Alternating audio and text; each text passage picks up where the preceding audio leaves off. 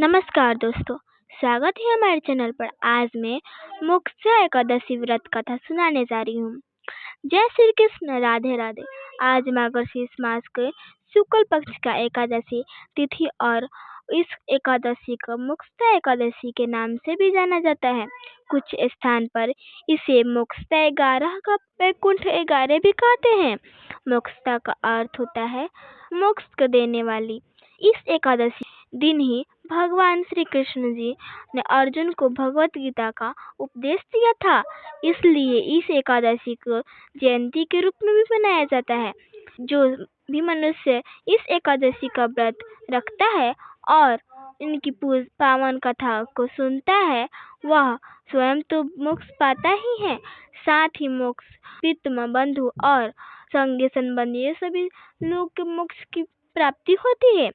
तो आज मैं आपको सुना रही हूँ मोक्षा एकादशी की बड़ी ही दुर्लभ कथा। इन कथाओं से सुनने से मनुष्य के सभी पाप और संकट कट जाते हैं तथा समस्त मनोकामनाएं की पूर्ति होती है। तो आप सभी लोग बड़ी ही शुद्ध और प्रसन्न चित्र मन से इन कथाओं को पूरी अवश्य सुने। तो आइए भगवान श्री नारायण जी के चरणों को ध्यान करते हुए इस कथा को सुनते हैं। अर्जुन ने उत्पात एकादशी की उत्पत्ति, महिमा, महत्व से आदि सुनकर भगवान श्री कृष्ण से कहा, हे परम पूजनीय भगवान श्री कृष्ण, हे चित्रलोकीनाथ, आप सभी को सुख और मोक्ष देने वाले हैं। मैं आपको प्रणाम करता हूँ। हे प्रभु, आप कृपा करने वाले हैं। मेरी एक ही जिज्ञासा को शांत कीजिए। अर्जुन के बात सुनने से को बाद भगवान श्री कृष्ण ने कहा, हे अर्जुन, जो कुछ भी जानना चाहते हैं निर्णय होकर कहो, मैं अवश्य ही तुम्हारी जिज्ञासा का शांत करूंगा। अर्जुन बोला, हे प्रभु, यह जो आपने मार्गशीर्ष माह के कृष्ण पक्ष की एकादशी के विशेष में बताया है, उसे मुझे बड़ी ही शांति प्राप्त हुई। अब तो कृपा करके मार्गशीर्ष माह का शुक्ल पक्ष में जो एकादशी पड़ती है उनके विषय में भी बताने की कृपा करें। उनका नाम क्या है, उन दिन कौन से देवताओं की पूजा की जाती है और उनका पूजने विधि क्या है, उनका व्रत के करने से मनुष्य की क्या लाभ मिलती है। हे मधुसूदन, मेरे इस प्रश्न का विस्तार सहित उत्तर देकर मेरी जिज्ञासा को दूर कीजिए, आपकी बड़ी कृपा होगी। अर्जुन की जिज्ञासा सुन श्री कृष्ण बोले, हे अर्जुन, तुमने बहुत ही श्रेष्ठ प्रश्न किया है, तो इसलिए तुम्हारा यश संसार में फैला। मार्गशीर्ष माह का शुक्ल पक्ष की एकादशी अनेक पापों को नष्ट करने वाली है। संसार में इस मोक्षा एकादशी के नाम से जाना जाता है। इस एकादशी के दिन श्री दामोदर भगवान का धूप दीप नौधव आदि का भक्ति पूर्वक पूजन करना चाहिए। पुत्र इस एकादशी की व्रत पुण्य का प्रभाव से नरक में गए हुए माता पिता, प्रेता और स्वर्ग के पिता प्राप्ति होती है। इनकी कथा का पूर्ण में इस प्रकार से है, इसे ध्यान पूर्वक सुने। वसंत नामक एक राजा प्राचीन नगर में राज करता था। उनके राज्य में चारों वेद में ज्ञाता ब्राह्मण रहते थे। राजा अपनी प्रजा के पुण्य विशेष भोगते देखा। इस प्रकार से सर्प देखकर राजा बड़ा ही व्याकुल हुआ। वह बेचैनी से सुबह उठने की प्रतीक्षा करने लगा। सुबह होते ही उन्होंने ब्राह्मणों को बुलाकर उनकी समक्ष अपने स्पर्श की बात बताई। राजा ने कहा, हे ब्राह्मणों, रात्रि में स्पर्श में मैंने अपने पिता को नरक में क्या यातनाएं भोगते देखा। उन्होंने मुझसे कहा है कि हे पुत्र, मैं घोर नरक भोग रहा हूँ, मेरे यहाँ से मुक्ति कराओ। जब मैंने उनका यह वचन सुना है, तब से मुझे चैन नहीं है। मुझे अब राजा सुख ऐश्वर्य का हाथी बड़े धन सती पुत्र आदि कुछ भी सुखदायक प्रतीत नहीं हो रही है।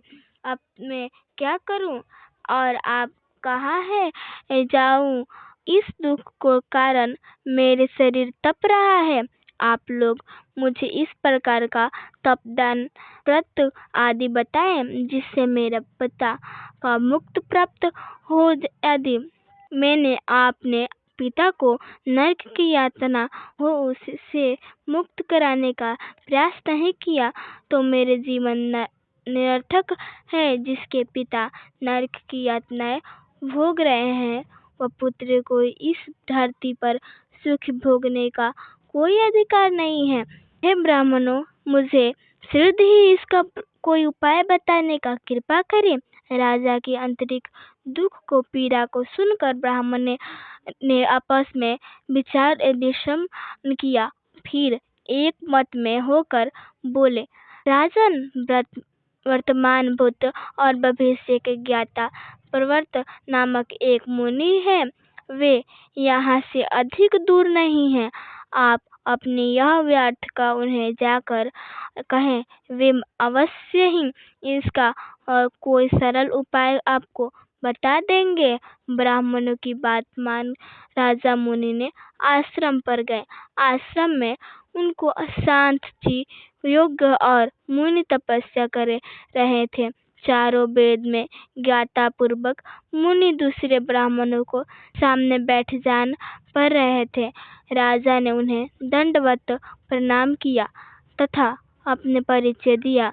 पर्वत मुनि ने राजा को कुशल से पूछ तब राजा ने बताया, हे मुनिवर, आपको कृपा से मेरे राज्य में सब कुशल की है, किंतु मेरे समक्ष आकस्मिकता है।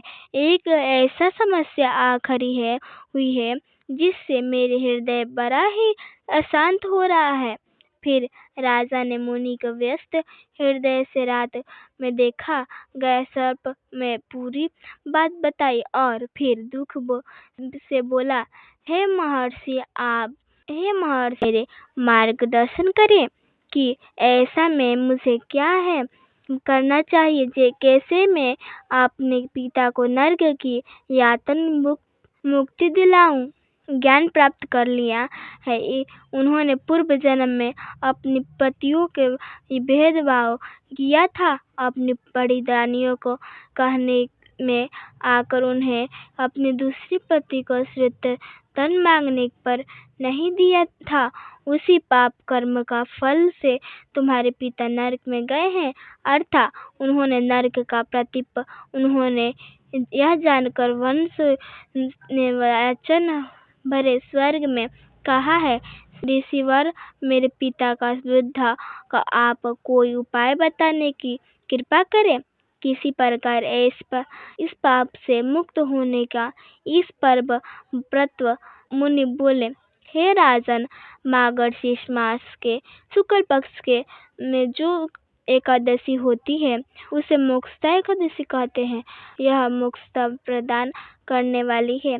आप इस मोक्षदा एकादशी का व्रत करें और इस व्रत का पुण्य का संकल्प करें। अपने पिता का अर्पित कर दे और एकादशी का पुण्य प्रभाव से अवश्य ही आपको पिता का मुक्ति मिल जाएगी। व्रत मुनि के वचनों का सुन राजा को अपने राज्य को लौटना लाया और परिवार सहित मोक्षदा एकादशी का विधि पूर्वक व्रत किया। इस व्रत में पुण्य को राजा ने अपने पति का अपहृत कर दिया। इस पुण्य का प्रभाव से राजा के पिता का सहज ही मुक्ति मिल गई। स्वर्ग के प्रस्थान करके हुए राजा के पिता ने कहा, हे पुत्र, तेरे कल्याण हो। इतना कहकर राजा के पिता ने स्वर्ग का प्रस्थान किया। पांडव पुत्र जो मनुष्य शीर्ष माह के शुक्ल पक्ष का एकादशी का उपासना करते हैं उनकी सभी पाप नष्ट हो जाते हैं और अंत में वे स्वर्गलोक का प्राप्त करते हैं। इस उपासना का उत्तम और मोक्ष प्रदान करने वाले कोई भी दूसरा व्रत नहीं है। इस कथा को सुनने और पढ़ने वालों अंतम फल प्राप्त होते हैं। यह उपासना मोक्ष प्राप्त करने वाली चिंतामणि का समान है, जिससे प्रत्येक मनुष्य का प्रबल इच्छा होती है कि वह मोक्ष प्राप्त करे। मोक्ष की इच्छा करने वाले के लिए मोक्षदा एकादशी का यह उपाय अति महत्वपूर्ण। पिता के पुत्र का दयालुता का इस कथा का श्रेष्ठ उद्देश्य दूसरा कोई नहीं है। अंततः भगवान श्री हरि विष्णु जी के निमित्त यह उपासना पूर्ण निष्ठा और शुद्ध कराने चाहिए। यह पिता का प्रति भक्ति और दूसरे के लिए पुण्य अर्पित करने के लिए श्रेय और पवित्र कथा। इसके उपासना केवल उपासना करने वाले मनुष्य का ही नहीं अर्पित उसके पिता का भी भला करता है। आपने किसी सगे संयोगों मित्रों को बंधु को भी इस उपासना का फल अर्पण करने के इसके अभी पापों और कलेश का नाश हो जाते हैं। बोलिए श्री लक्ष्मी नारायण भगवान की जय। अब आइए सुनते हैं एकादशी के दिन सुनी जाने वाली श्री शिला ग्राम की जी के पुण्य फल प्रदान करने वाली सच्ची कथा। एक कसाई था, साधना में वह बहुत ईमानदार था। वह भगवान के नाम और कीर्तन का मस्त रहता था। यहाँ तक कि मांस को काटते बेचते हुए भी वह भगवान नाम गुण गाता रहता था। एक दिन वह अपनी ही धुन में कहीं जा रहा था कि उसके पैर से कोई पत्थर टकराया। वह रुक गया और उसने देखा कि काले रंग के गोल पत्थर से का पैर टकराया गया है।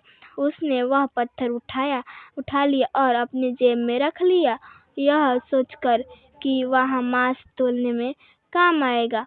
वापस आकर उसने वह पत्थर मांस के वजन के तोलने का काम में लगाया। कुछ ही दिन में उसने समझ लिया कि यह पत्थर कोई साधारण नहीं है, क्योंकि जितना वजन उसका तोलने में होता पत्थर उतना ही वजन को ही वह जाता। धीरे धीरे यह बात फैलने लगी।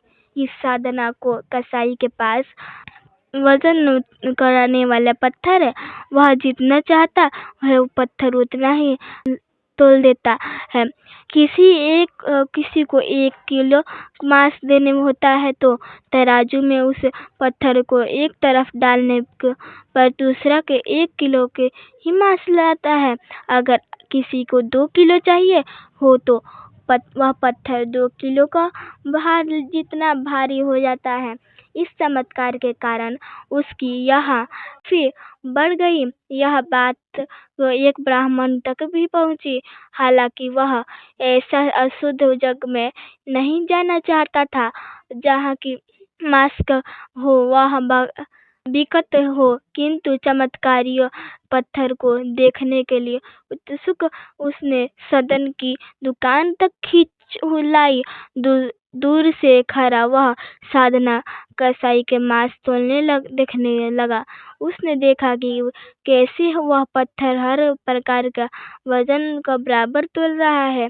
ध्यान से देखने पर उसकी शरीर को रोने खड़े हो गई।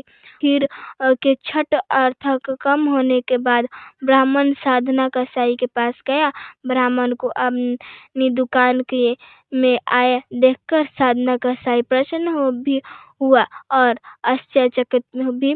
बड़ी निर्ममता से साधना का ब्राह्मण के बैठने के लिए ही कहा, स्थान दिया और कुछ कि वह उनकी क्या सेवा कर सकता है। ब्राह्मण बोले, तुम्हारे इस चमत्कारी पत्थर को देखने के लिए ही मैं तुम्हारी दुकान पर आया हूँ। यूं कहूँ कि यह चमत्कारी पत्थर ही मुझे खींच कर तुम्हारी दुकान पर ले आया है। बातों में उन्होंने साधना कसाई से बताया कि जिस पत्थर समझकर वह मांस तोल रहा है, वास्तव वह शालिग्राम जी है, जो कि भगवान श्री स्वरूप में होता है। शालिग्राम जी की इस तरह का गले काटे मांस को बीच में रखना व उसने मांस तोलना बहुत बड़ा पाप है। साधना बड़ी ही सरल पूर्वक का भक्त को ब्राह्मण की बात सुनकर उसे लगा कि अनजाने में बहुत बड़ी पाप कर रहा हूँ और मुनिये विनय करके साधना में वह शालिग्राम उन ब्राह्मण को दे दिया और कहा कि आप तो ब्राह्मण हैं, इसलिए आप ही इनकी सेवा करें। प्राचीन परिचय करके उन्होंने प्रश्न करे और योग कुछ सेवा हो तो मुझे अवश्य बताएं। शालिग्राम शिला का बहुत सम्मान से घर ले आया। घर आकर उन्होंने शालिग्राम को स्नान करवाया। ही बात में थे कि उन ब्राह्मणी के सर पर श्री शालिग्राम जी आए और कहने लगे कि हे ब्राह्मण, मैं तुम्हारे सेवाओं से प्रसन्न हूँ, किंतु तुम मुझे इसी कसाई के पास छोड़ आओ। और स्पर्श में ही ब्राह्मण ने कारण पूछा तो उत्तर मिला कि तुम मेरे आचरण पूजन करते हो, इस मुझे अच्छा लगता है, परंतु जो भक्त मेरे नाम का गुण गा कीर्तन करता है रहे, उनका ही अपने आप को भी बेच देता है। सुदामा, संताना तुम्हारे तरह ही सेवा नहीं करता है, परंतु वह हर समय मेरे नाम का गुण गाता रहता है, जो कि मुझे बहुत अच्छा लगता है, इसलिए मैं उसका पास गया था। ब्राह्मण अगले दिन ही साधना कसाई के पास गया और उनकी प्रणाम करते हुए सारी बात बताई। तत्पश्चात श्री शालिग्राम जी को उन्हें सौंप दिया। ब्राह्मण की बात सुनकर सुदामा कसाई की आंखों में आंसू आ गए। मन ही मन उन्होंने मांस बेचना और खरीदने का कार्य को तिलांजलि देने का सोचा और निश्चय किया कि यदि मेरे ठाकुर को कीर्तन पसंद है तो मैं अधिक से अधिक समय कीर्तन ही करूं। बोलिए श्री शालिग्राम भगवान जी की जय। अब आइए श्रव करते हैं। तरह मुक्ता एकादशी व्रत खत्म होती है। जय श्री हरि विष्णु। प्रेम से बोलिए लक्ष्मी नारायण की जय। आशा करती हूँ कि आपको कहानी पसंद आई होगी। कहानी पसंद आए तो चैनल को सब्सक्राइब करें और वीडियो को लाइक और करें। जय श्री कृष्ण। राधे राधे। आपका दिन शुभ और मंगलमय हो।